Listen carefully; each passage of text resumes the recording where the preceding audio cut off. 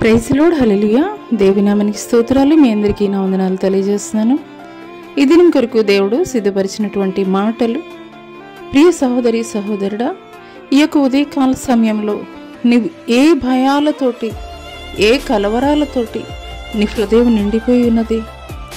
ఇంతవరకు కూడా నేనెంతగానో ప్రేమించినటువంటి వారు, ఇంతవరకు నీతో సహవాసం చేసినటువంటి వారు నిన్ను విడిచి, నిన్ను ఒంటరిని చేసి దూరముగా వెళ్ళిపోయినటువంటి స్థితిలో నువ్వు కృంగిపోతున్నావా?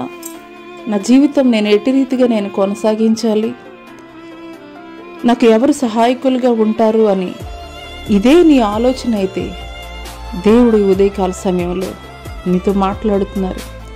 ఒక యెహోషువ మోషేతో కూడా నడిచినటువంటి వాడు. ఐగుప్తు ప్రాంతము నుండి కనాను ప్రాంతానికి మోషే తన ప్రజలైనటువంటి ఇజ్రాయేలు ప్రజలని నడిపించుచున్నప్పుడు అరణ్య మార్గమధ్యములో అనేకమైనటువంటి యుద్ధములు మోషేకి సహాయకుడిగా, మోషేకి పరిచారకుడిగా ఉండి యెహోషువ ఎన్నో యుద్ధాలు జరిగించాడు. ఎన్నో యుద్ధాల్లో విజయం పొందుకున్నటువంటి వాడిగా ఉన్నాడు. కానీ ఒకానొక సమయంలో మోషే తర్వాత యెహోషువ నిలబడవలసినటువంటి పరిస్థితి వచ్చినప్పుడు ఎంతో కలవరంతో అతని మనసు నిండిపోయింది, ఎంతో భయముతోటి నిండిపోయింది. అటువంటి సమయంలో దేవుడు మాట్లాడుతున్నాడు యెహోషువతో, నిన్ను విడువను, నిన్ను ఎడబాయను, నిబ్బరము కలిగి ధైర్యముగా ఉండుము. హల్లెలూయా. అవునేస్తమా? అప్పటి వరకు కూడాను మోషే అడుగులో అడుగు వేసుకుంటూ మోషే చాటున నడిచినటువంటి పరిచారకుడిగా ఉన్నటువంటి ఒక యెహోషువ, మోషే అనంతరం దేవుడు యెహోషువని నిలబెట్టాడు. ఒక్కసారి ఆ నాయకత్వ బాధ్యతలు తీసుకోవాలన్న ఆలోచనే తనలో ఒక కలవరాన్ని అయితే కలగజేసింది. ఇన్ని లక్షల మంది ప్రజలు నేను ఈ రీతిగా నడిపించగలనయ్యా, నా వల్ల అవుతుందా?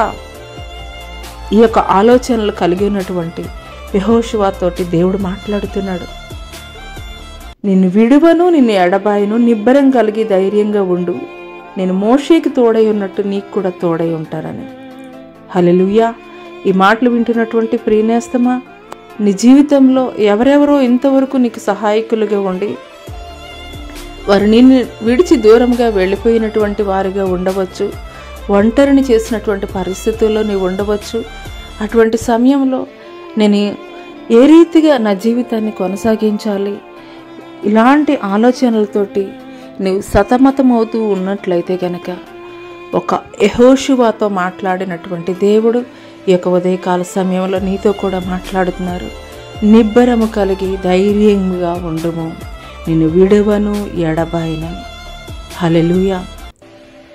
మనుషుల మీద ఆధారపడినప్పుడు, మనుషుల సహాయం కొరకు ఎదురు చూసినప్పుడు వారు కొంతమట్టుకే మనతో కూడా ఉండేటువంటి వారిగా ఉంటారు, లేదా కొంతవరకే సహాయకులుగా ఉండేటువంటి వారిగా ఉంటారు. కానీ నువ్వు దేవుని మీద ఆనుకున్నప్పుడు, ఆయనే నాకు ఆధారమని నువ్వు ఆయన మీద ఆధారపడి నిలిచినప్పుడు నిశ్చయముగా ఆయన సదాకాలము నీతో ఉండేవాడు, నీ చేయి పట్టుకు నడిపించేటువంటి వాడు.